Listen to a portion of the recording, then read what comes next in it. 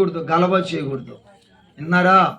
ఈ విధంగా మనం పాడుకుంటా చప్పట్లు కొట్టుకుంటా ప్రభును స్తుతిస్తూ ఉంటే సైతాను కొడుకు చిగ్గు కలుగుతుంటది. ఎవరికా? సైతాను కొడుకు చిగ్గు పడుతుంటాడు. దేవుడికి మాత్రం మహిమ వస్తుంటది అన్నమాట. చదువుతలే మాట చదవండి. 32వ అధ్యాయము 6వ వాక్యం, ద్వితీయోపదేశకాండం 32వ అధ్యాయము 6వ వాక్యం. త్వరగా జాగ్రత్తగానండి. బుద్ధి లేని అవివేక జనమా వినండి, ఇట్లు యెహోవాకు ప్రతీకారము చేయుదురా. ఆయన నిన్ను సృష్టించిన తండ్రి కాడా? వినాలా? ఆయన నిన్ను సృష్టించిన తండ్రి కాడా? ఆయనే నిన్ను పుట్టించెను.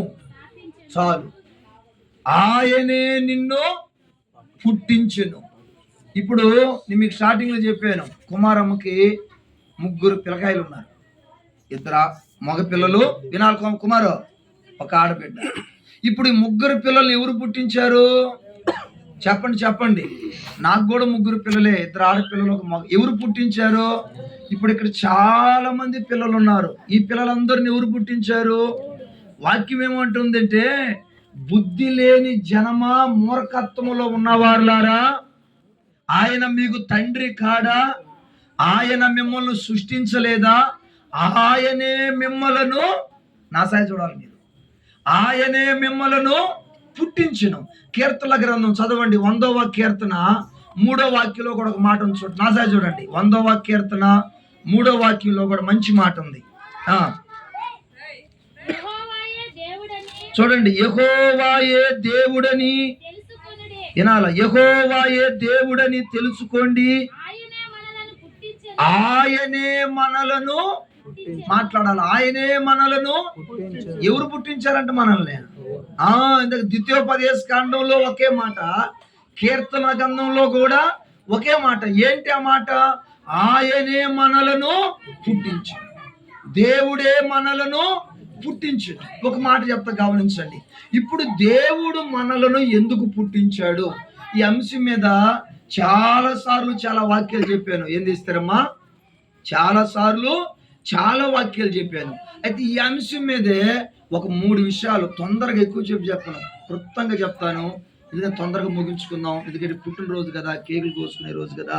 అందుకని ముచ్చటగా 3 విషయాలు చెప్తాను, గమనించండి.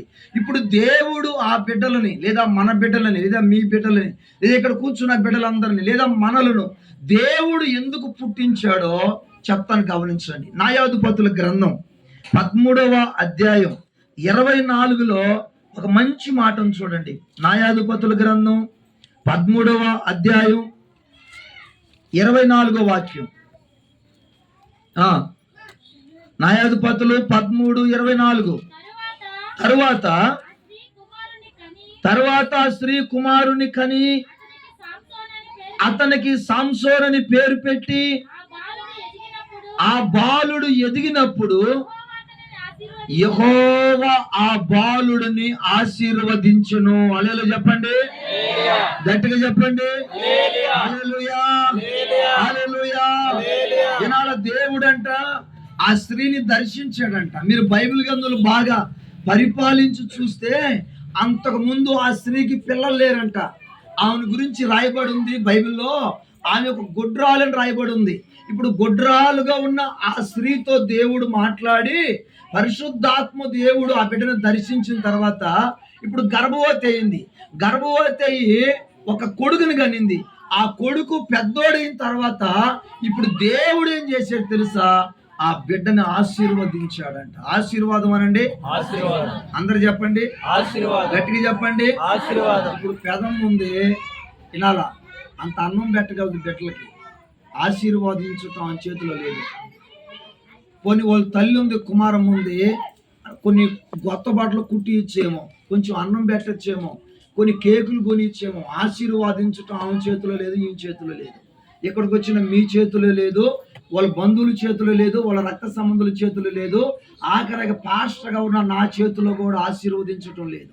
వాక్యం చెప్తానేమో కానీ, ప్రార్థన చేస్తానేమో కానీ, అర్థమవుతుందా? మీ ఇంటికి వచ్చి ప్రార్థన పెడతానేమో కానీ ఆశీర్వదించటం ఎవరి చేతిలో లేదు, ఎవరి వల్ల కూడా కాదు. ఇక్కడ ఈ స్త్రీ ఏం చేసింది? బిడ్డని కనింది. విన్నారా? బిడ్డని కనింది, పాలిచ్చింది, అన్నం పెట్టింది. ఆ తర్వాత దేవుడు ఏం చేశాడు తెలుసా? ఆ బిడ్డనంట ఆశీర్వదించాడంట. హల్లెలూయా, చెప్పండి హల్లెలూయా. ఈ 10వ సంవత్సరములో వినాలా, ఈ 10వ సంవత్సరంలో అడుగు పెట్టిన ఈ బిడ్డలను ఎవరు ఆశీర్వదించాలా? చెప్పండి, ఎవరు ఆశీర్వదించాలా? దేవుడు ఆశీర్వదించాలా. ఈ సాంసోన్ని ఎవరు ఆశీర్వదించాడు? దేవుడు ఆశీర్వదించాడు. దేవుడు ఆశీర్వదించిన తర్వాత వాడు పెద్దోడయ్యి గాడిద దవడు ఎముకతో 1000 మందిని చంపాడు. శత్రువులను గడగడలాడించాడు. ఎవరు? దేవుని చేత మాట్లాడాల. దేవుని చేత ఆశీర్వదించబడిన సాంసోన్ శత్రువులను గడగడలాడించాడు, సైన్యాన్ని ఓడించాడు, గాడిద దవడ ఎముకతో 1000 మందిని చంపాడు. సాంసోన్ అంటేనే ఆ దేశమంతటికి ఒక పేరు పొందుకునేలా దేవుడు సాంసోన్ని అంతగా ఆశీర్వదించాడు. ఆశీర్వదించటం అంటే మామూలుది కాదు. ఒకటి, దేవుడు ఆ బిడ్డలని ఎందుకు పుట్టించి 9 సంవత్సరాలు తోడుగా ఉండి 10వ సంవత్సరంలోకి దేవుడు ఎందుకు తీసుకొచ్చాడంటే ఆ బిడ్డలని ఆశీర్వదించడానికి. ఏనమ్మా మీ మాటలేనమ్మా? ఏముండాలి మన బిడ్డల మీద? ఏ ఆశీర్వాదం? అన్నదమ్ముల ఆశీర్వాదమా? తాతల ఆశీర్వాదమా? దయాదుల ఆశీర్వాదమా? పక్కింటోళ్ళ ఆశీర్వాదమా? కొంతమంది ఉంటారు పాపం, వాళ్ళని విమర్శించట్లా, వాళ్ళని కీతపరచట్లా. కొంతమంది కావాలి చూడండి పాపం, తాంబాల తట్టు లేదు, తాంబాల తట్టు తీసుకుంటారు, తాంబాల తట్టులో బియ్యం పోసుకుంటారు, చాక్లెట్లు పెట్టుకుంటారు. ఏది వీళ్ళు బాధ ఏంది? ఇంటికి పోతే డబ్బులు వస్తాయి వీళ్ళ ఆశ. వాళ్ళు విమర్శించట్లా, నేను కీతపరచట్లా. అడగబోతారు, చాక్లెట్ తీసుకో, ఇస్తారు. బియ్యం నెత్తిన పోయి ఆ బియ్యం నెత్తిన పోయించుకుంటారు. పసుపు బియ్యం, పసుపు బియ్యం ఎక్కడ పోతారు తెలిసి మీకు? పసుపు బియ్యం. వాళ్ళు నేను ఎగతాలు చేయట్లా, సందర్భం చెప్తున్నా. బియ్యం నెత్తిన పోసినంత మాత్రం ఆశీర్వదించబడ్డు.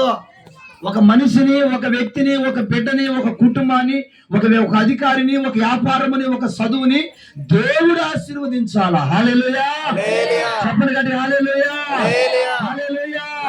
ఎందుకు పుట్టించాడు దేవుడు బిడ్డలని? వినాలా? ఎందుకు పుట్టించాడు దేవుడు బిడ్డలని? ఎందుకు ఇచ్చాడు గర్భఫలాన్ని? ఎందుకు తయారు చేశాడు భార్యాభర్తని దేవుడు అంటే వాళ్ళని ఆశీర్వదించడానికి. ఒకటి, బిడ్డలను ఎందుకు పుట్టిస్తాడంటే ఆశీర్వదించడానికి పుట్టిస్తాడు. ఎక్కువ చెప్పను. అది ఆదికాండంలో 39వ అధ్యాయంలో 2వ వాక్యం చదవండి. 2వ వాక్యం, ఆదికాండం 39 2వ వాక్యం. త్వరగా, ఆదికాండం 39:2. యెహోవా యోసేపునకు, జాగ్రత్తగానండి, యెహోవా యోసేపునకు తోడై ఉండెను. చాలు మా నసా చూడాలన్నా మీరా. ఒకటి, దేవుడు బిడ్డలను ఎందుకు పుట్టించాడంటే మీకు అర్థమేదో చెప్తా, గమనించండి. ఇల్లు కట్టుకున్నారు, రేకులు వేసుకున్నారు, చుట్టూరు దడింది కట్టాలా? చుట్టూరు దడింది కట్టాలా? వాళ్ళు రేకులు ఎందుకు ఇలా బండ భోజించాలి కదా? ఎందుకు కట్టుకున్నారంటే సాటికి, ఇది ఒక ఆదరవు కట్టుకున్నారు. రేకులు ఎందుకు వేసారంటే ఇది ఒక ఆదరవుకి. అలాగనే దేవుడు కూడా బిడ్డలను ఎందుకు పుట్టించాడంటే ఏదో పనికి రాక ఊరికి ఖాళీగా ఉండి పుట్టిలా. ఆయన నీకు ఎందుకు బిడ్డలు ఇచ్చాడంటే ఆశీర్వదించడానికి పుట్టించాడు. రెండో మాట ఏంటంటే యెహోవా యోసేపునకు తోడై ఉండెను. అక్కడ వాక్యం ఏముంది? యోసేపు తల్లి అయిన రాహేలు తోడుంది. యోసేపు తండ్రి అయిన యాకోబు తోడున్నాడు అని ఉంది వాక్యం. అక్కడ మీరు మాట్లాడట్లా. యోసేపు తల్లి ఎవరు? రాహేలమ్మ. యోసేపు తండ్రి ఎవరు? యాకోబు. యాకోబు తోడున్నాడు అనే వాక్యం లేదు. రాహేలు తోడుంది అని వాక్యం లేదు. కన్నది వాళ్ళు పని, పెంచింది వాళ్ళు పని, గోరుముద్దలు పెట్టింది వాళ్ళ పని, చదువుకు పంపించేది వాళ్ళ పని, వస్త్రాలు వేయటం వాళ్ళ పని. తోడుండటం ఎవరి పని తెలుసా? యేసయ్య పని. చప్పట్లు కొట్టండి గట్టిగా, గట్టి కొట్టండి గట్టిగా, హల్లెలూయా. ఉజ్జీలు కొట్టండి గట్టిగా, హల్లెలూయా, హల్లెలూయా. ఈ రాత్రి మిమ్మల్ని అందరినీ ప్రశ్న అడుగుతున్నాను, వినండి. ఈ రాత్రి మిమ్మల్ని అందరూ అడుగుతున్నాను, ఒక సేవకు సేవకుడుగా ఎవరుండాలి ఈ బిడ్డకు తోడు? చెప్పమ్మా, ఎవరు తోడు ఉండాలా? చెప్పండి. వీళ్ళు మేలు కోరుకునే వాళ్ళైతే వీళ్ళు తోడు ఉన్నాడు. రాత్రి మొదలు చూద్దాం.